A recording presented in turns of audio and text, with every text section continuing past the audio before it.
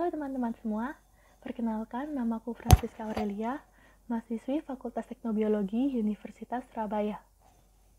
Pada kesempatan kali ini, aku mau membahas mengenai masalah yang hangat diperbincangkan belakangan ini. Ya, apalagi kalau bukan corona. Sebelumnya, teman-teman sudah pada tahu belum sih apa itu corona? Virus corona adalah virus yang menyerang sistem pernafasan. Penyakit karena infeksi virus ini disebut COVID-19. Virus corona bisa menyebabkan gangguan pada sistem pernafasan, pneumonia akut, sampai kematian. Infeksi virus ini pertama kali ditemukan di kota Wuhan, tepatnya di Cina pada akhir Desember 2019. Virus ini menular dengan cepat dan telah menyebar ke wilayah lain di Cina serta ke beberapa negara termasuk Indonesia. Terjadi mutasi virus yang memungkinkan virus corona mampu menular dari Coronavirus atau virus corona adalah kumpulan virus yang bisa menginfeksi sistem pernafasan.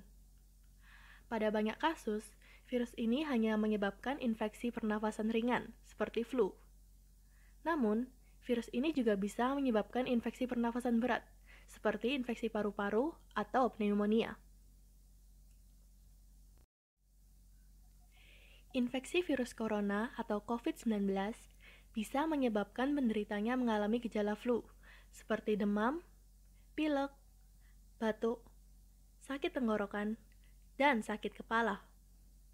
Atau gejala penyakit infeksi pernafasan berat, seperti demam tinggi, batuk berdahak, sesak nafas, dan nyeri dada.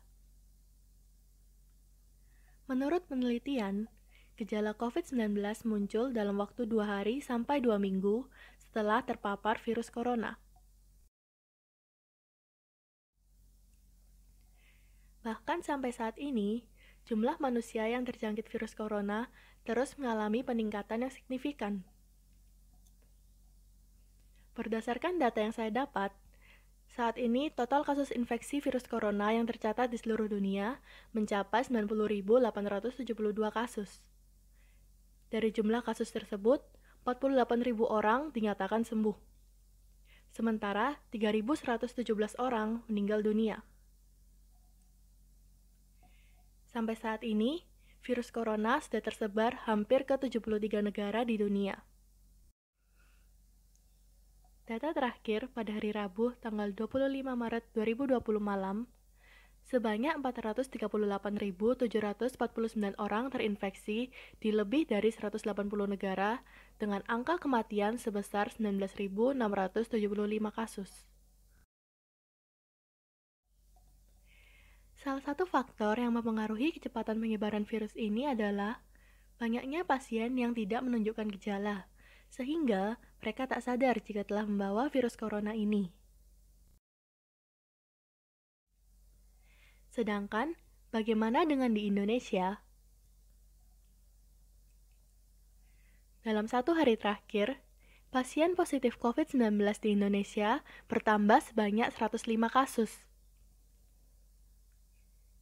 Hal ini menjadikan total infeksi pada Rabu 25 Maret berjumlah 790 kasus di 24 provinsi. Sedikitnya, 31 pasien sudah dinyatakan sembuh, sementara pasien yang meninggal dunia sebanyak 58 orang.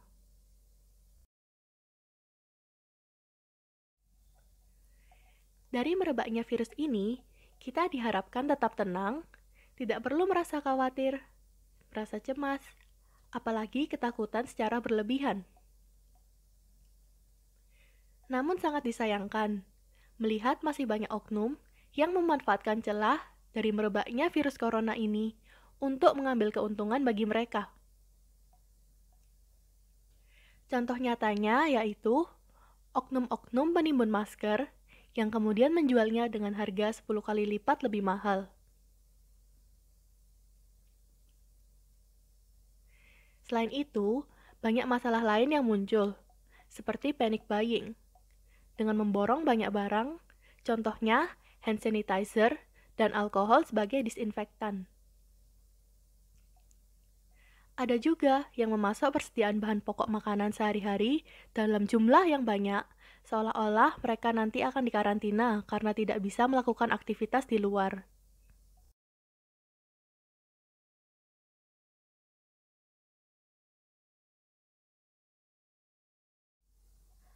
Apakah hanya karena virus saja mereka menjadi rakus? Di mana kebersamaan yang sudah dibangun antar warga negara Indonesia? Bagaimana menurut kalian?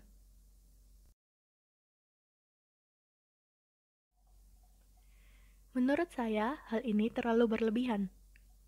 Waspada sih boleh-boleh saja, tetapi kalau panik secara berlebihan itu sebenarnya tidak perlu.